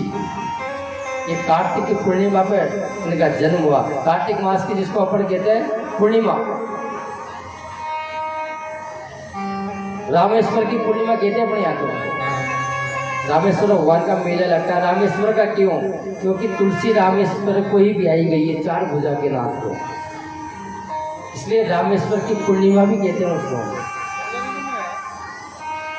राजन इन्हीं तुलसी ने भगवान को पति बनाने के लिए पूरे 1 लाख वर्ष तक तप किया। ध्यान रखना, शास्त्रों में कहा कि तुलसी सप्त रात्रायणम पंच रात्रिम च बिल्वजय कमलम तु त्रिय रात्राणि सर्वदा जानवी जलय। तुलसी जी का जो पत्ता होता है वो टूटने के बाद 7 दिन तक पवित्र होता है। आपने तुलसी तोड़कर रख ली तो वो 7 दिन तक ये चर्चा, ये जो 4 शब्द पर चर्चा चलेगी इसको सीखने के लायक है। ध्यान रखना, इसको गौर से सुने। तुलसी सप्त रात्रायणम, तुलसी जैसे टूटती है उसके बाद पत्ते उसके 7 दिन तक जिंदा रहते हैं, उसके बाद तो मृत घोषित हो जाती है 7 दिन तक। तुलसी सप्त रात्रायणम पंच रात्रिम च बिल्वजय, जो बील पत्र होते हैं वो 5 दिन तक टूटने के बाद जिंदे रहते हैं। आप चाहो तो बील पत्र को भगवान शिव पर चढ़ने के बाद उनको धो करके पुण्य पूजा में ले सकते हैं, ऐसा शास्त्र कहता है। ध्यान रखना, कई बार ऐसी परिस्थिति हो जाती है कि हमको बेल पत्र नहीं मिलते, अब हमारी पूजा है तो शास्त्र कहता है कि तुलसी सप्त रात्रायणम पंच रात्रि च बिल्वजय, 5 रात्रियों तक वो बेल पत्र जिंदा रहता है। तो 5 रात्रियों तक भगवान शिव को वही बेल पत्र चढ़ा करके वो पुण्य उनको स्थापित कर सकते हैं। पंच रात्रिम च बिल्वजय कमलम तृतीय रात्राणि, जो कमल का पुष्प होता है वो टूटने के बाद 3 दिन तक पवित्र रहता है। कमल का पुष्प आप तोड़ करके लाइए, 3 दिन तक वो जीवित है, उसके बाद मृत्यु के समान उसको माना जाता है, मृत समान। लेकिन सर्वदा जानवी जल है, जो गंगा जल है, माँ का जल है, वो तो हमेशा पवित्र है, इसकी कोई उम्र है ही नहीं। हरि अनंत हरि कथा अनंता, गंगा जल हमेशा आपको ताड़ती रहेगी। गंगा का जल हमेशा पवित्र होता है। तो राजन तुलसी ने 100 वर्ष तक भगवान को प्राप्त करने के लिए तप किया। राजन जब भगवान इन पर प्रसन्न हुए, शास्त्रों में कहा कि तुलसी पूर्व जन्म में एक भगवान की गोलोक में गोपी थी। गोलोक में इनका नित्य वास था भगवान श्री कृष्ण के साथ। एक समय माता तुलसी और भगवान विष्णु दोनों ही भोगों में लिप्त थे। उस समय राजा रानी ने तुलसी को देखा, तुलसी को देखा राजा ने, तो उस समय राजा ने उनको श्राप दिया कि इस गोलोक में आने के बाद भी जी तुम इस भोगों में पड़ी हो, तुम जाओ, मैं तुम्हें श्राप देती हूँ, तुम मृत्यु लोक में जाओ और तुम्हें तुलसी के रूप में रहना पड़ेगा, एक वृक्ष हो जाओ। उस मनुष्य योनि को प्राप्त करना पड़ेगा तुलसी के रूप में। इतना कह करके राधा रानी अंतर ध्यान हो गई।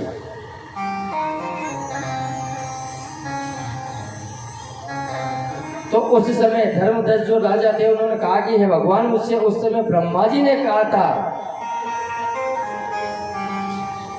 कि सांप्रतम राधिका श्रापो धनुज वंश सुमोद्व्रतम शंखचूड़मित्रम चाहा लोकम चे तस्मात् हे देवी तुलसी, उस समय तुम धनुष वंश में जन्म लेना और उस समय एक राजा होंगे जिनका नाम है शंखचूड़। भगवान श्री कृष्ण का ही वो अंश होंगे, क्योंकि राजा ने श्राप दिया था कि तुम्हारा पुनर्मिलन उस वंश में जाकर के होगा। भगवान श्री कृष्ण शंखचूड़ के रूप में अवतार लेंगे, एक अंश के रूप में। उस समय तुम्हें परमात्मा की पुनः प्राप्ति हो जाएगी।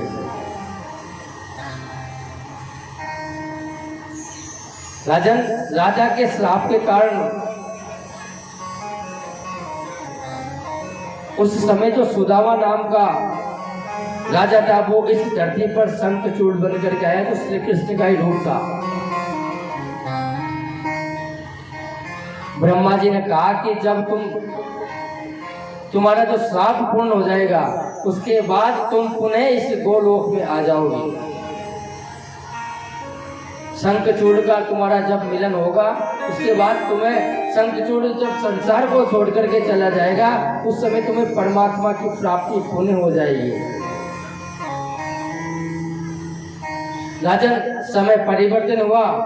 एक समय तुलसी अत्यंत संतुष्ट होकर के बैठी हुई थी अपने आंगन में। उसी समय एक परम सुंदर